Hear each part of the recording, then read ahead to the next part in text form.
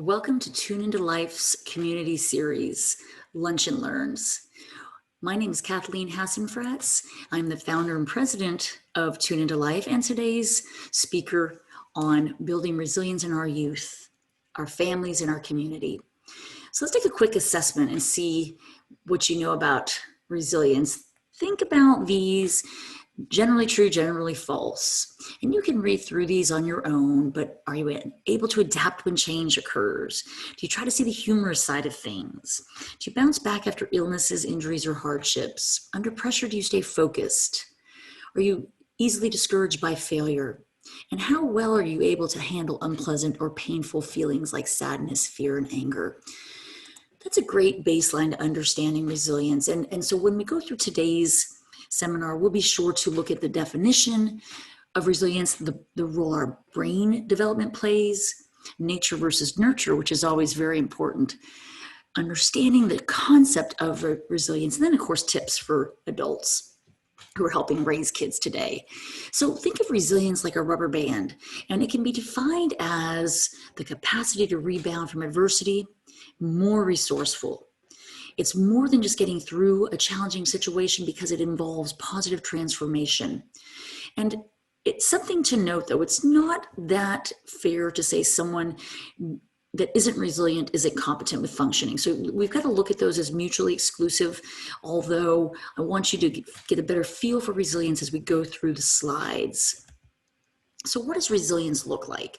Well, think about it as a person who's able to remain competent despite exposure to misfortune or stressful events. And so you can look at some of the characteristics of resilient children, but notice that that feeling of self-efficacy or being able to do something on your own is huge, and taking an active stance toward obstacles rather than shying away from them.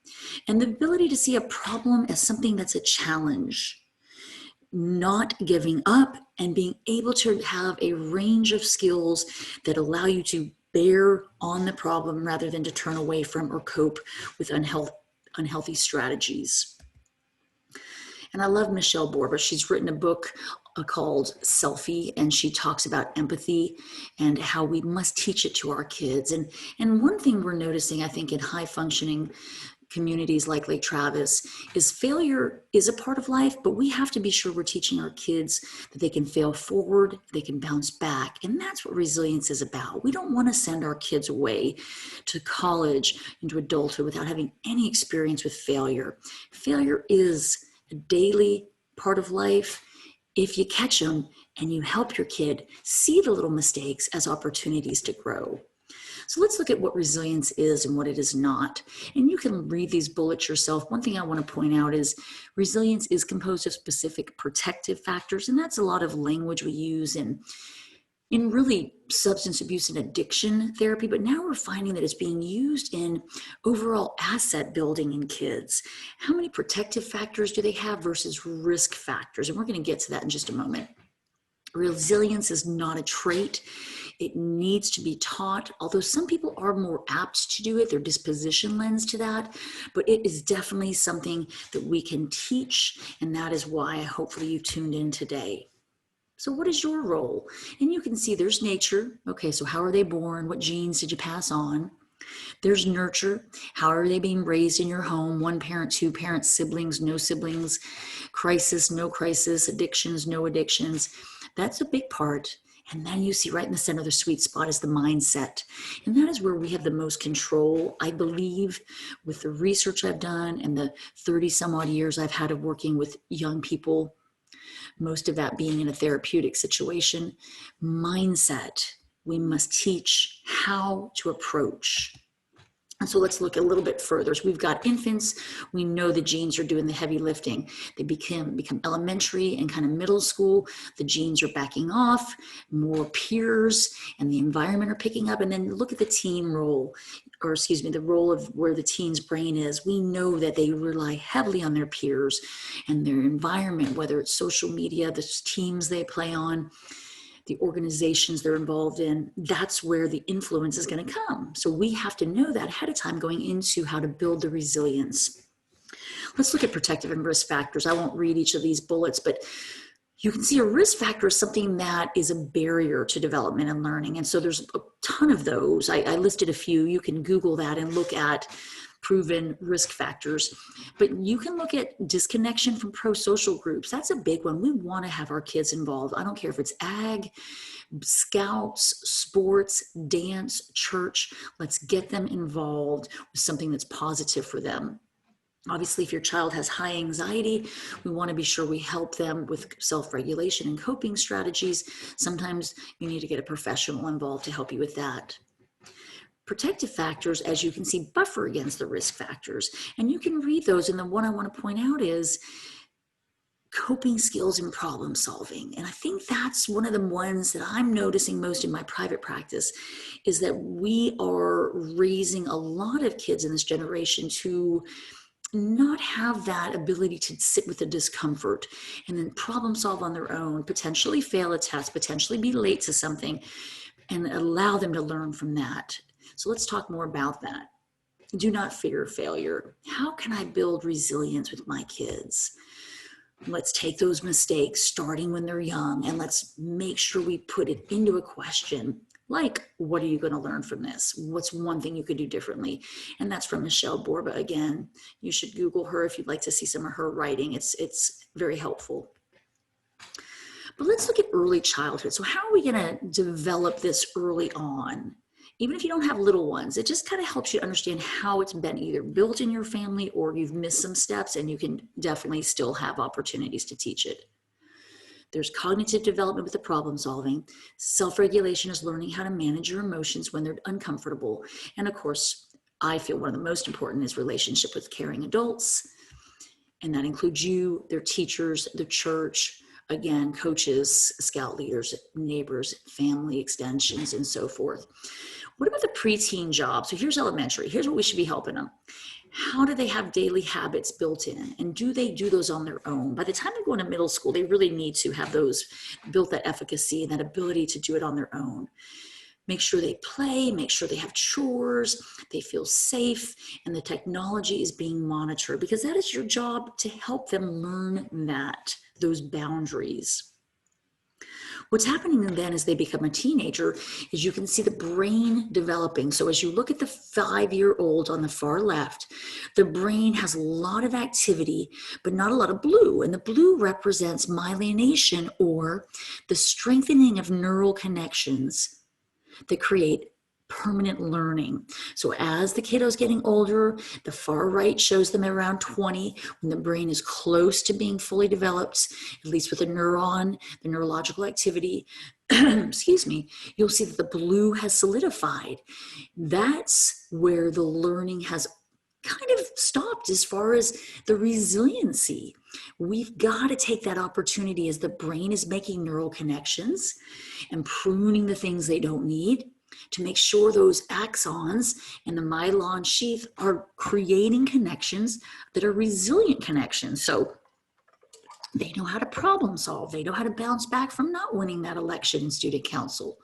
I'm sorry.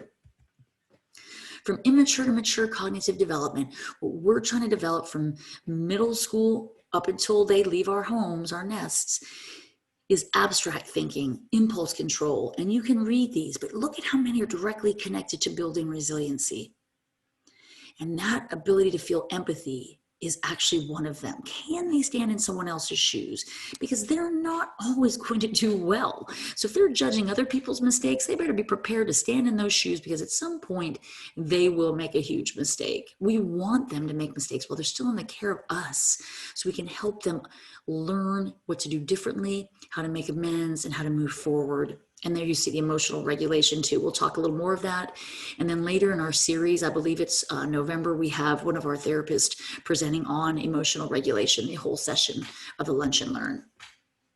What I wanted to cover as far as resiliency is, and you can read these, that they've got to be able to tolerate frustration. You got to focus on a goal, tolerate not getting there, control how you react to that, and definitely realize this plays a role in how they develop academically and socially.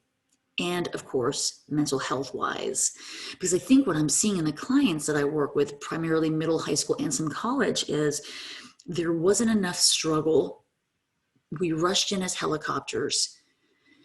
And now the new term I've heard is a lawnmower parent, where you come in and you barrel over everybody to make sure there's no obstacles in their way for success. And man, is that a recipe for disaster. As Tune Into Life's primary focus is suicide prevention, I believe that at a core of some of this higher rate of suicide between 12 to 26-year-olds is the ability to not be able to regulate uncomfortable emotions.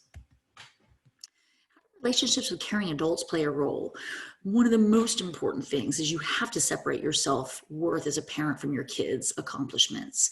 They don't represent us. They are individual beings. They are born with dispositions. They have genetics, of course. We have some environment, but then they've got that mindset. And you want to help create desirable difficulties for them. Let them learn to fail while you're there as a safety support. And then I love the autonomy supportive parenting. So it's like, give them the options to cook dinners, to have the chores that are developmentally appropriate, to build the autonomy, otherwise known as efficacy, and let them do it under your nest. Yes, our family really does matter in creating resiliency. And again, I don't want to read all these because you can do that yourself, but look at the bolded ones. We've got to make sure our families make meaning of crisis and challenge, whether it's the COVID-19, our Black Lives Matter, the political warfare we're experiencing. We've got to help kids see that the relationships are strong, that we maintain positive outlooks, and we have some transcendence of values and spirituality that are our base, our foundation. You have to have an organized family. However, you want to set it up to show that there's flexibility in roles, because too much rigidity can create rebellion. So you're going to look for an ability to set expectations, have those consequences and rewards built in, and have those clear. Make sure you're connected, that they know they can come to you first. And then definitely that if you are in a social or economic crisis, that you actually model that you can reach out for help and ask people for help, whether it's the church, neighbors, family, so forth. Your family communication is a big predictor of how they'll be successful later in life. And so your messages have to be clear and consistent. One of the most important effective principles to keep our kids safe from destructive decisions is clear, consistent messages. We say what we mean and we mean what we say. And that's hard as a parent. I think we all struggle with giving in and giving a consequence and then maybe taking it back sooner than we say. It shows flexibility, but try to be consistent in how you manage the rules and the boundaries and the consequences. That you should be able to openly express your emotions and maybe model collaborative problem solving. Maybe they see you and your spouse doing that, you and your partner, but also with them, have them be part of the problem solving. And finally, just kind of some takeaway tools, and hopefully you can implement something today, is make sure the connections are there with your kids to build healthy relationships. I know that sounds like cliche, but I think as they get older, we begin to pull away. And so find ways to connect, whether it's music, sports, shopping. Get in there, build the relationship, and then you'll have conversations usually while you're involved in those connections. Having your child help others is huge, because that builds empathy and shows service to others as a core value. Take a break. Everyone just say when they come home from school, if they're at the in-person school now or they're doing remote, just say, hey, we're going to take a 15-minute break from everything, from worrying, from concern, from school, and actually like announce it. Got to teach the self-care and the self-sufficiency so they know they can do it. Build that within them. You want to nurture positive self-views, keep your outlook positive even when you're struggling on the inside, although partly is being vulnerable enough to say, I do struggle being positive, but I choose to be positive. Look for opportunities to let them fail. That's so important. And finally, accepting that change is a part of life and that failure is too. They have to hear those words from you at some point. For more information or support for yourself or someone you care about, contact me at either of those two websites. We'll gladly get you in the right direction. If it's not myself, I can certainly refer. We have a great team of therapists in this community, including some that are sitting on our board of directors for Tune Into Life, and we are glad to have you. Looking forward to having you on the next webinars. Thank you so much.